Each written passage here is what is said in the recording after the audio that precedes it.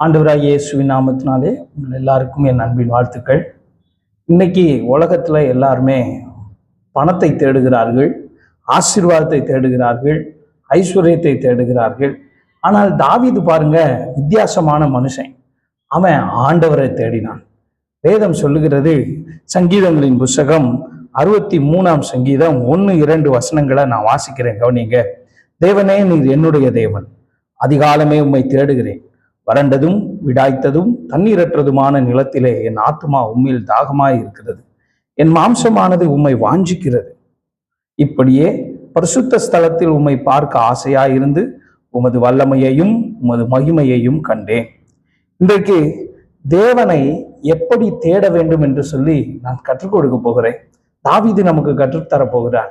தாவீது தன் உயிருக்கு பயந்து யூதாவின் வனாந்தரங்களிலே ஓடிக்கொண்டிருந்த போது அவன் தேடினதெல்லாம் ராஜ்யத்தை தேடவில்லை, அவன் பாதுகாப்பை தேடவில்லை, அவன் தேடினது தேவனை தேடினான். 5 குறிப்புகளை நான் சொல்ல போகிறேன். முதலாவது, தேவனை அவன் எப்படி தேடுகிறான்? தேவனே, நீர் என்னுடைய தேவன், உரிமையோடு தேடுகிறான். Seek him with possessiveness. ஆண்டவரை உரிமையோடு தேடுங்கள், உரிமை பாராட்டி தேடுங்கள். தாவீது தேவனை இஸ்ரவேலின் தேவன் என்று சொல்வதை விட இப்படி அழைப்பதிலே அவன் சந்தோஷம் அடைந்தான். நீர் என் தேவன். சங்கீதங்களின் புஸ்தகம் 23ஆம் சங்கீதம் 1வது வசனத்திலே தாவீது இப்படி சொல்லுகிறான், நீர் என்னை பராயிருக்கிறீர். கிறிஸ்தவ வாழ்க்கை என்பது ஒரு மதம் அல்ல, அது மதத்தை சார்ந்தது அல்ல. கிறிஸ்தவம் என்பது தேவனோடு நமக்கு உள்ள உறவு. இயேசுவை ஏற்றுக்கொண்ட ஒவ்வொருவரும் தேவனுடைய பிள்ளைகள். தேவன் நமக்கு அப்பாவாக, தகப்பனாக இருக்கிறார். இது ஒரு உறவின் அடிப்படையிலான ஒரு நல்ல மார்க்கம். ஒரு உதாரணம் சொல்லுகிறேன், கவனியுங்கள். ஒரு கூட்டமான சந்தையில ஒரு சிறுவன் தன் தகப்பனை தொலைத்து விட்டான். அப்பா எங்க போனாருன்னு தெரியல. அங்க இருந்த அநேகர் அந்த குழந்தையை ஆறுதல் படுத்தி, கவலைப்படாத அப்படின்னு சொல்லி அவனுக்கு தேவையானதெல்லாம் கொடுக்குறாங்க. ஆனால் அவன் அழுகையை நிறுத்தவே இல்லை. கொஞ்ச நேரத்துக்குள்ள அவங்க அப்பா வந்து அவனை பார்த்த உடனே அவன் சொல்லுகிறான், இவர்தான் என் அப்பா. ஓடி போய் அவரை கட்டி அணைத்து கொண்டான். அதே போலதான் பிரியமானவர்களே, தேவனை பற்றி பலர் அறிந்திருக்கலாம், ஆனால் உண்மையான விசுவாசி மட்டுமே இப்படி சொல்ல முடியும், நீர் என்னுடைய தேவன். You are my God and I am your child. நான் உம்முடைய பிள்ளை என்று சொல்ல முடியும். யோவான் சுவிசேஷம் 20வது அதிகாரம் 28வது வசனத்தில் எழுதியிருக்கிறது, என் ஆண்டவர் என் தேவன். தேவனை பற்றிய வெறும் அறிவு மட்டும் நமக்கு இருக்கிறதா, அல்லது தேவனோடு உள்ள உறவு நமக்கு இருக்கிறதா என்பதை நாம் பார்க்க வேண்டும். முதலாவது, நாம் தேவனை எப்படி தேட வேண்டும்? நீர் என் தேவன் என்பதை சொல்லி அவரை தேட வேண்டும், ஒரு உரிமை பாராட்டி அவரை தேட வேண்டும். 2வது, தாவீது அங்கே எப்படி தேடுகிறான்? அந்த வசனத்திலே 63ஆம் சங்கீதம் 1வது வசனத்திலே சொல்லுகிறார், அதிகாலமே உம்மை தேடுகிறேன். அதிகாலை என்பது நேரத்தை மட்டும் குறிப்பது அல்ல, தேவனுக்கு முதலிடம் கொடுத்தான். எப்படி ஒரு விவசாயி வெயில் ஏறுவதற்கு முன்பாகவே பயிருக்கு தேவையான தண்ணீரை அதிகாலையிலே பாய்ச்சுகிறாரோ, அதே போல அதிகாலையிலே தேவன் கிருபை தருகிறார். சங்கீதங்களின் புஸ்தகம் 5ஆம் சங்கீதத்துல நாம் வாசிக்கிறோம், 3வது வசனத்திலே, காலையிலே என் சத்தத்தை அவர் கேட்டருள்வார். பிரியமானவர்களே, ஒரு ரகசியம் சொல்லுகிறேன், கவனியுங்கள். அதிகாலை வேளையிலே நாம் ஆண்டவரை நோக்கி செய்கிற ஜெபத்தை கர்த்தர் கேட்கிறார். அதிகாலை ஜெபத்துக்கு பதில் தருகிறார். அதிகாலையிலே தேவன் மன்னாவை பொழிந்தார் என்று பார்க்கிறோம். ஒவ்வொரு நாளும் அவருடைய கிருபை புதிதாய் இருக்கிறது. காலைதோறும் கிருபை புதிதாய் இருக்கிறது. இங்கே தாவீது சொல்லுகிறான், அதிகாலமே உம்மை தேடுகிறேன் என்றால் அந்த நாளின் மிகவும் முக்கியமான நேரத்தை, ஃபர்ஸ்ட் ப்ரிஃபரன்ஸ் ஆண்டவருக்கு கொடுத்தான்.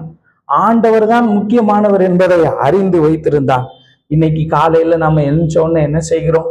எழும்பின உடனே கண்ணை திறக்கிறோமோ இல்லையோ, நம்ம மொபைல் எங்க இருக்குன்னு பாக்குறோம். மொபைல்ல எதுவும் மெசேஜ் வந்திருக்குதான்னு பாக்குறோம், இன்ஸ்டாகிராம்ல எதுவும் லைக்ஸ் வந்திருக்குதான்னு பாக்குறோம். ஆனா தாவீது எப்படிப்பட்டவன் தெரியுமா? எழுந்த உடனே தேவனை தேடினான். தேவனை தேடுகிற ஒரு நல்ல மனிதன் தாவீது. 3வது, தேவனை எப்படி தேட வேண்டும்? அந்த வசனத்திலே தாவீது சொல்லுகிறான், என் ஆத்துமா உம்மேல் தாகமாய் இருக்கிறது. தாகத்தோடு ஆண்டவரை தேட வேண்டும். பாலைவனத்தில தண்ணீர் இல்லாமல் நடந்து கொண்டிருக்கிற இந்த தாவீது உயிருக்கு பயந்து அங்கும் இங்கும் ஓடிக்கொண்டிருக்கிறான். உயிருக்கு பயந்து அச்சத்தோடு கவலையோடு ஓடிக்கொண்டிருக்கும் போது அவனுடைய தேவை தங்கம் அல்ல, பொருள் அல்ல, பணம் அல்ல, தண்ணீரும் அல்ல. அவன் சொல்லுகிறான், நான் தாகத்தோடு உம்மை தேடிக்கொண்டிருக்கிறேன். மானானது நீரோடைகளை வாஞ்சித்து கதறுவது போல என் ஆத்துமா உம்மேல் வாஞ்சையாயிருக்கிறது. சங்கீதங்களின் புஸ்தகம் 42ஆம் சங்கீதம் 1-2 வசனங்களை பார்க்கிறோம். ஏசாயா தீர்க்க தரிசன புஸ்தகம் 55ஆம் அதிகாரம் 1வது வசனத்துல இப்படி பார்க்கிறோம். ஏசாயா இப்படி சொல்லுகிறார், ஓ தாகமாய் இருக்கிறவர்களே, நீங்கள் எல்லாரும் தண்ணீர்கள் அண்டைக்கு வாருங்கள். ஆண்டவர் தாகத்தோடு தேடுகிறவர்களுக்கு அவர் தென்படுவார். தாகமுள்ள ஆத்துமாவை அவர் திருப்தியாக்குகிற தேவன். இங்கே தாவீது தேவனை தாகத்தோடு தேடினான். எப்படி தண்ணீருக்காக ஒரு மான் அலைந்து தாகத்தோடு அலையுமோ அதுபோல நம்முடைய இருதயமும் தேவனுக்காக தாகத்தோடு தேட வேண்டும். யோவான் சுவிசேஷத்தின் புஸ்தகம் 7ஆம் அதிகாரம் 37வது வசனம் இப்படி சொல்லுகிறது. உங்களுக்காக நான் அந்த வசனத்தை வாசிக்கிறேன், கவனிங்க. 7:37, பண்டிகையின் கடைசி நாளாகிய பிரதான நாளிலே இயேசு நின்று சத்தமிட்டு, ஒருவன் தாகமாயிருந்தால் என்னிடத்தில் வந்து பானம் பண்ண கடவன். வேத வாக்கியம் சொல்லுகிறபடி என்னிடத்தில் விசுவாசமாய் இருக்கிறவன் எவனோ அவன் உள்ளத்தில் இருந்து ஜீவ தண்ணீர் உள்ள நதிகள் ஓடும் என்றார். பிரியமானவர்களே, ஆண்டவரிடத்துல தாகத்தோடு வரும்போது முதலாவது நம்மை திருப்தியாக்குகிறார். இரண்டாவது, நம்முடைய உள்ளத்தில் இருந்து ஜீவ தண்ணீர் உள்ள நதிகள் போய் அநேகரை திருப்தியாக்கும். நீங்க கர்த்தரை தாகத்தோடு தேடுவீர்களானால் நீங்களும் திருப்தி அடைவீர்கள், உங்களோடு கூட இருக்கிறவர்களும் திருப்தி அடைவார்கள். உங்களோடு கூட இருக்கிறவர்கள் ஏன் இன்றைக்கு வரைக்கும் திருப்தி அடையற அப்படின்னா, நாம ஆண்டவரை தாகத்தோடு தேடல. தாவீது சொல்லுகிறான், என் ஆத்துமா உம்மேல் தாகமாய் இருக்கிறது, வறண்டதும் விடாய்த்ததும் தண்ணீரற்றதுமான நிலத்திலே என் ஆத்துமா உம்மேல் தாகமா இருக்கிறது. அதுக்கப்புறம் அந்த வசனத்துல சொல்லுகிற 4வது குறிப்பை சொல்லுகிறேன், கவனியுங்கள். என் மாம்சமானது உம்மை வாஞ்சிக்கிறது. ஆண்டவரே, என்னுடைய முழு வாழ்க்கையும் உம்மையே ஆசையாய் தேடுகிறது. அவனுடைய ஆசை, அவனுடைய உள்ளத்தின் ஆசை, அவனுடைய சரீரத்தின் ஆசையெல்லாம் ஆண்டவரை பார்க்க வேண்டும். என் வாழ்க்கையிலே கர்த்தரை பார்க்க வேண்டும். யோபு பக்தன் இப்படி சொல்லுகிறார், பாருங்க. என் மாம்சத்தில் இருந்து அவரை காண்பேன், என் மீட்பர் உயிரோடு கூட இருக்கிறார் என்றும் கடைசி நாளில் இந்த மண்ணின் மேல் வந்து நிற்பார் என்பதையும் என் கண்கள் காணும். அந்நிய கண்கள் அல்ல, என் சொந்த கண்களே காணும். எனக்கு இந்த வாஞ்சை இருக்கிறது. பிரியமானவர்களே, நீங்களும் நானும் ஆண்டவரை எப்படி தேட வேண்டும் தெரியுமா? வாஞ்சையோடு. வாஞ்சை என்றால் அளவில்லாத ஆசையோடு தேட வேண்டும். தேவனை நீங்க எப்படி தேடுறீங்க? தேவனை ஆசையோடு தேடலைன்னு வச்சுக்கோங்களேன், தினந்தோறும் ஜெபிக்கிற ஜெபமும் வேத வாசிப்பும் பெரிய சுமை போல தெரியும். ஜெபத்தை போல எளிமையானது ஒன்றுமில்லை, ஆனால் அதே நேரத்தில் ஜெபத்தை போல கடினமானது ஒன்றுமில்லை. தேவனை வாஞ்சையோடு தேடாதவங்களுக்கு ஜெபம் மிகவும் போர் அடிக்கும். அவர்களால ஜெபம் பண்ண முடியாது, ஒரு 5 நிமிஷம் கூட உட்கார்ந்து ஜெபிக்க முடியாது. ஆனால் தேவனை வாஞ்சையோடு தேடுகிறவர்களோ மணிக்கணக்காய் நாள் கணக்காய் கர்த்தருடைய பாதத்திலே அமர்ந்திருப்பார்கள். சங்கீதங்களின் புஸ்தகம் 84ஆம் சங்கீதம் 2வது வசனத்திலே இப்படி எழுதப்பட்டிருக்கிறது. உங்களுக்காக நான் அந்த வார்த்தையை வாசிக்கிறேன், கவனியுங்கள். சங்கீதங்களின் புஸ்தகம் 84:2, என் ஆத்துமா கர்த்தருடைய ஆலய பிரகாரங்களின் மேல் வாஞ்சையும் தவனமுமாய் இருக்கிறது. என் இருதயமும் என் மாம்சமும் தேவனை நோக்கி கம்பீர சத்தமிடுகிறது. தேவன் மேல வாஞ்ச, அடுத்து தேவனுடைய ஆலயத்தின் மேல வாஞ்ச. உங்களுக்கு எதன் மேல வாஞ்சை இருக்கு? வாஞ்சன்னா நான் சொன்னேன், ஆசை, பேராசை. எதன் மேல உங்களுக்கு பேராசை? சில பேருக்கு பாவம் செய்ய பேராசை, பொருள் சேர்க்க பேராசை. ஆனால் தாவீது சொல்லி தருகிறான் பாருங்க, எனக்கு தேவன் மேல பெரிய ஆசை இருக்கிறது, ஆண்டவருடைய ஆலயத்தின் மேல பெரிய ஆசை இருக்கிறது. 1000 நாளை பார்க்கிலும் தேவனுடைய ஆலய பிரகாரங்களில் போகும் இந்த ஒரே நாள் நல்லது. அப்போஸ்தலனாகிய பவுலை பாருங்கள், பிலிப்பியர் புஸ்தகம் 3ஆம் அதிகாரம் 10வது வசனத்துல எப்படி சொல்றாருன்னா, அந்த வார்த்தையை நான் வாசிக்கிறேன், கவனிங்களேன். பிலிப்பியர் நிருபம் 3ஆம் அதிகாரம் 10வது வசனத்துல, இப்படி நான் அவரையும் அவருடைய உயிர்த்தெழுதலின் வல்லமையையும் அவருடைய பாடுகளின் ஐக்கியத்தையும் அறிகிறதற்கு அவருடைய மரணத்திற்கொப்பான மரணத்துக்குள்ளாகி எப்படியாயினும் நான் உயிரோடு மரித்தோரிலிருந்து உயிரோடு எழுந்திருக்க தகுதியாகும்படிக்கு அவனுக்கு ஒரு ஆசை இருந்தது. அவரை அறிந்து கொள்ள வேண்டும், அவருடைய பாடுகளின் ஐக்கியத்தை அறிந்து கொள்ள வேண்டும், அவருடைய உயிர்த்தெழுதலின் வல்லமையை அறிந்து கொள்ள வேண்டும். பிரியமானவர்களை, ஒவ்வொரு நாளும் கர்த்தரை ஆசையோடு தேடுங்கள், அவரை ஆசையோடு பின்பற்றுங்கள். கர்த்தர் உங்களுக்கு அற்புதம் செய்வார். ஐந்தாவது தாவீது சொல்லுகிற ரகசியத்தை பாருங்கள். தேவனுடைய மகிமையை காணும்படி தேடுங்கள். 2வது வசனத்தை பாருங்கள். 63ஆம் சங்கீதம் 2வது வசனத்தில் எப்படி எழுதியிருக்கிறது? இப்படியே பரிசுத்த ஸ்தலத்தில் உம்மை பார்க்க வாஞ்சையாயிருந்து. ஆண்டவரை பார்க்கணும்னு தேடுங்க. நாம் ஆண்டவரை தேடுவது எப்படி தேடணும் தெரியுமா? ஆண்டவரே, நான் உம்மை பார்க்க வேண்டும். ஒருவேளை உங்களுடைய மாம்ச கண்களினால் அவருடைய உருவம் தெரியாமல் இருக்கலாம். என் வாழ்க்கையிலே நீர் கிரியை செய்வதை நான் பார்க்க வேண்டும் என்று கேளுங்கள். ஆண்டவரை நாம் பார்க்க வேண்டும். வேதம் சொல்லுகிறது, கர்த்தர் இவர்களுக்கு பெரிய காரியங்களை செய்தார் என்று புறஜாதிகளுக்குள்ளே சொல்லி கொண்டார்களாம். புறஜாதிகள் சொன்னாங்க, கர்த்தர் உங்க கூட இருக்கிறார்கள். ஈசாக்குடைய வாழ்க்கையில பார்க்கிறோம், அந்த எதிரி நாட்டு ராஜாவும் அந்த தளபதியும் வந்து சொல்லுகிறார்கள், மெய்யாகவே கர்த்தர் உன்னோடு கூட இருக்கிறார். பிரியமானவர்களே, ஆண்டவர் நம்மோடு கூட இருப்பதை மற்றவர்கள் பார்ப்பது முக்கியம் அல்ல, நாமும் பார்க்க வேண்டும். ஆண்டவரை பார்க்கும்படி தேடுங்கள். ஆண்டவருடைய வல்லமை வெளிப்படும்படி தேடுங்கள். ஆண்டவரை உங்க வாழ்க்கையில நீங்க என்னைக்காயிலும் கிரியை செய்ததை பார்த்துட்டு இருக்கிறீங்களா? பெரிய அற்புதம் செய்து ஆண்டவர் உங்களுக்கு நல்லவராய் வெளிப்பட்டு இருக்கிறாரா? மோசே என்கிற ஒரு பக்தன் இருந்தான். அவனை குறித்து வசனம் சொல்லுகிறது, எரிகிற முட்செடியில அப்படியே கர்த்தருடைய தூதனானவர் அவனுக்கு தரிசனமானார் என்று வேதம் சொல்லுகிறது. செங்கடல் பிளந்ததை கண்ணால் பார்த்திருக்கிறான். 10 அற்புதங்கள் நடந்ததை கண்ணால் பார்த்திருக்கிறான். வானத்திலிருந்து மன்னா வந்ததை பார்த்திருக்கிறான். அக்கினி புறப்பட்டதை பார்த்திருக்கிறான். எக்கால சத்தத்தின் அதை கேட்டிருக்கிறான். ஆனால் அவனுடைய வாஞ்சை, அவனுடைய ஆசை என்ன தெரியுமா? யாத்ராகம புஸ்தகம் 33ஆம் அதிகாரம் 18வது வசனம் சொல்லுகிறது, உம்முடைய மகிமையை நான் பார்க்க வேண்டும். ஆண்டவரை பார்க்க வேண்டும் என்கிற எண்ணம், ஆண்டவரை அறிந்து கொள்ள வேண்டும் என்கிற எண்ணம். பிரியமானவர்களே, நீங்கள் கர்த்தரை எப்படி தேட வேண்டும் என்றால், ஆண்டவரை பார்க்கணும்னு தேடுங்க.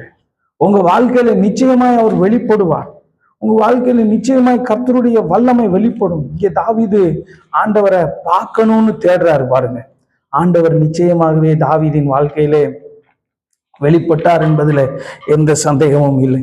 2 கொரிந்தியர் புத்தகம் 3ஆம் அதிகாரம் 18வது வசனத்திலே இப்படி எழுதியிருக்கிறது.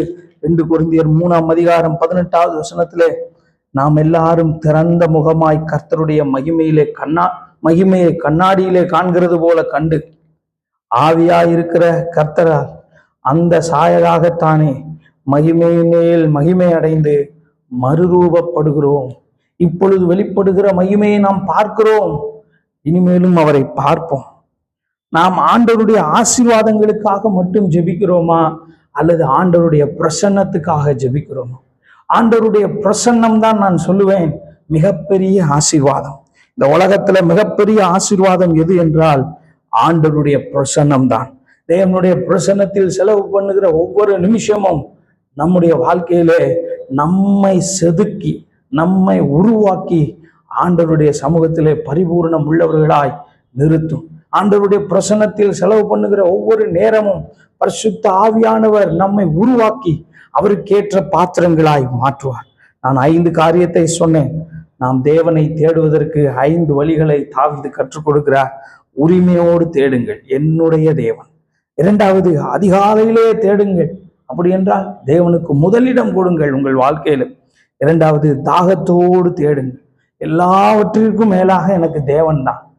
பணம், பொருள், பேர், நேம், ஃபேம் எல்லாத்தையும் விட மேல எனக்கு தேவன் தான். ஏக்கத்தோடு தேடுங்கள், முழு இதயத்தோடும் அன்போடு அவரை நேசியுங்கள். கடைசியாக அவரை பார்க்க வேண்டும் என்று அவரை தேடுங்கள். ஒரு உதாரணத்தை சொல்லுகிறேன், கவனியுங்கள். ஒரு தேசத்துல ஒரு ஏழை இருந்தார். அந்த ஏழை மன்னனிடம் போய் ஒன்று கேட்டார். மன்னன் சொன்னா, உனக்கு என்ன வேணும்?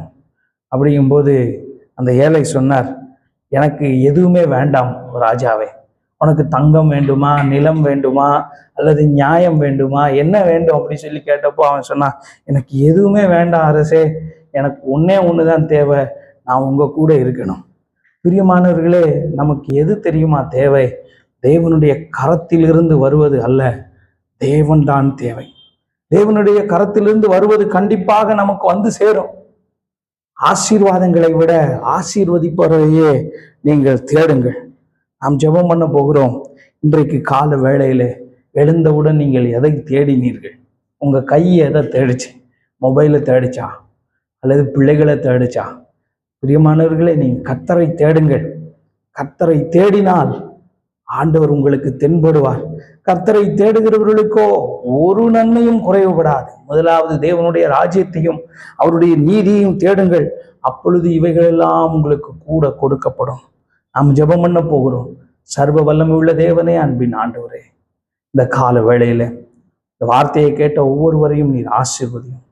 பரிசுத்த ஆவியானவரே, உம்மை தேடி வந்திருக்கிற இந்த பிள்ளைகள் மேல உங்க கிருபை, உம்முடைய தயவு, ஆண்டவரே, உம்முடைய அனுகிரகம், உம்முடைய நன்மை உண்டாகட்டும் என்று சொல்லி ஜெபிக்கிறோம். உலகத்துல எத்தனையோ பேர் பணத்தை, பொருளை, ஆசீர்வாதத்தை, செல்வத்தை, சுகத்தை தேடி ஓடுகிறார்கள்.